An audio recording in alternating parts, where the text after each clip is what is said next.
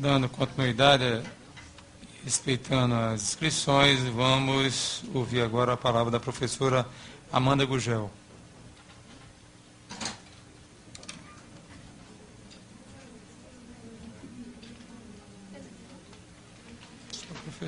Bom dia a todas e todos.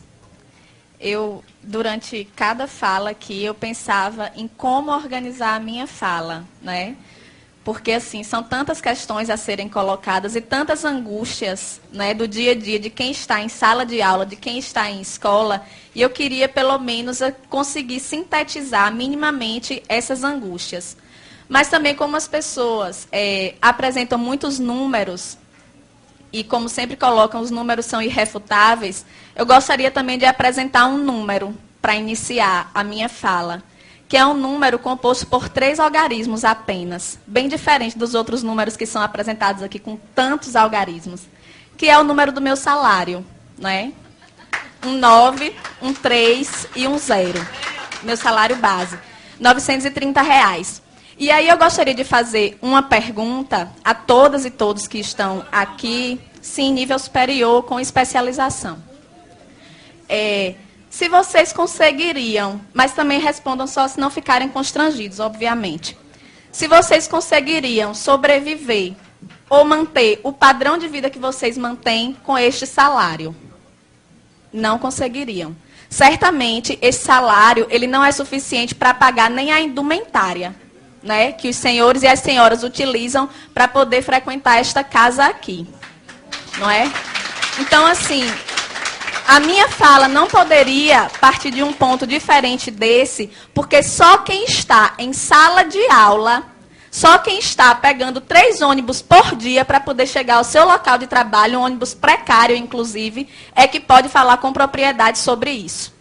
Fora isso, qualquer colocação que seja feita aqui, qualquer consideração que seja feita aqui, é apenas para mascarar uma verdade, que é uma verdade visível a todo mundo, que é o fato de que, em nenhum governo, em nenhum momento que nós tivemos no nosso estado, na nossa cidade, no nosso país, a educação foi uma prioridade.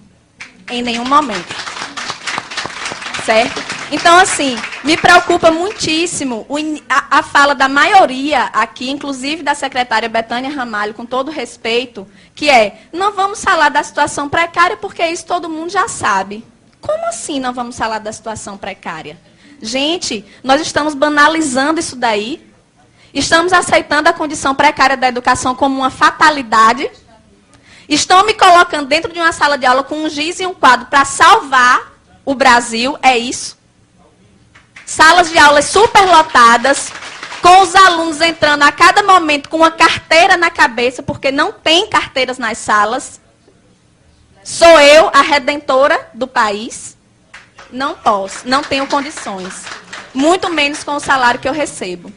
Tá certo? A secretária disse ainda que nós não podemos ser imediatistas, ver apenas a condição imediata. Precisamos pensar a longo prazo, mas a minha necessidade de alimentação é imediata. A minha necessidade de transporte é imediata.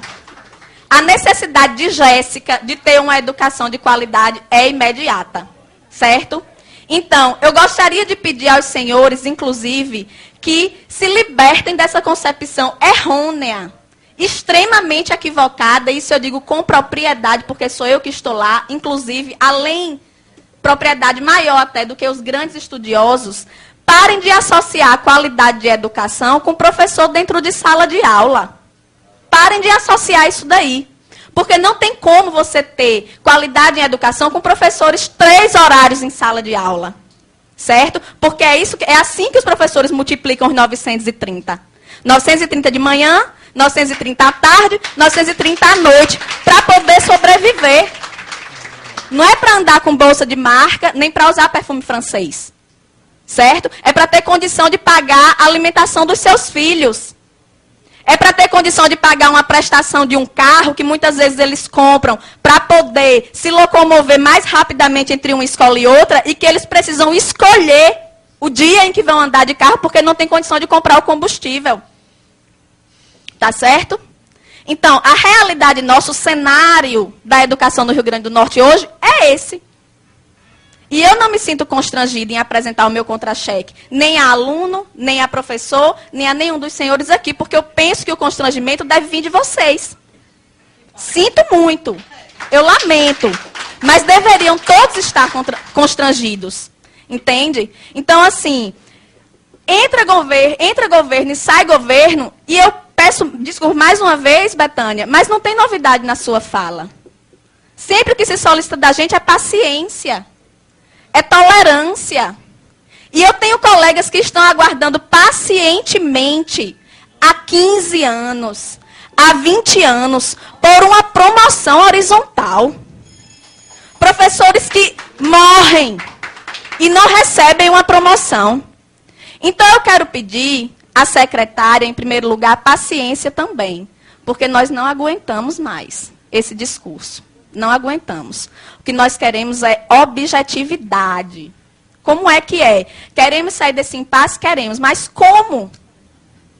Sem nenhuma proposta, de mãos abanando?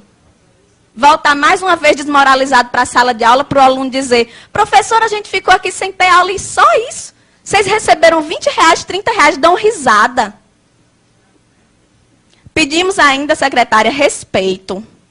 Para que a senhora não vá mais à mídia dizer assim, pedimos flexibilidade, como se nós fôssemos os responsáveis pelo caos, que na verdade só se apresenta para a sociedade quando nós estamos em greve, mas que está lá todos os dias, dentro da sala de aula, dentro da escola, em todos os lugares.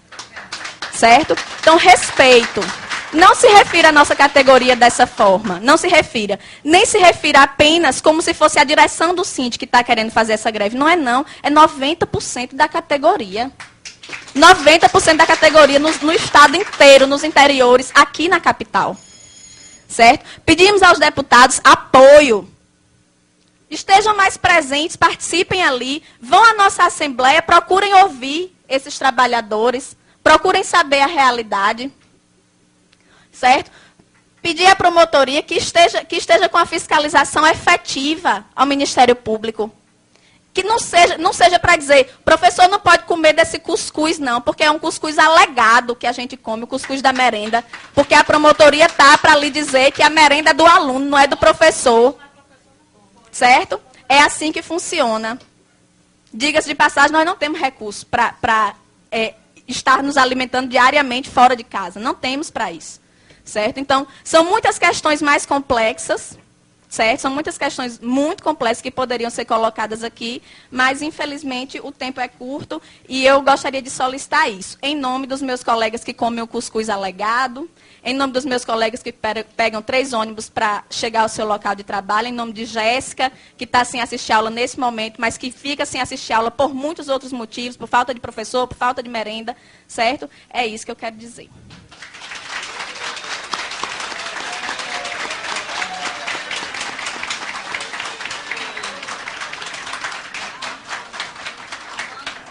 Parabéns à professora Amanda Gurgel.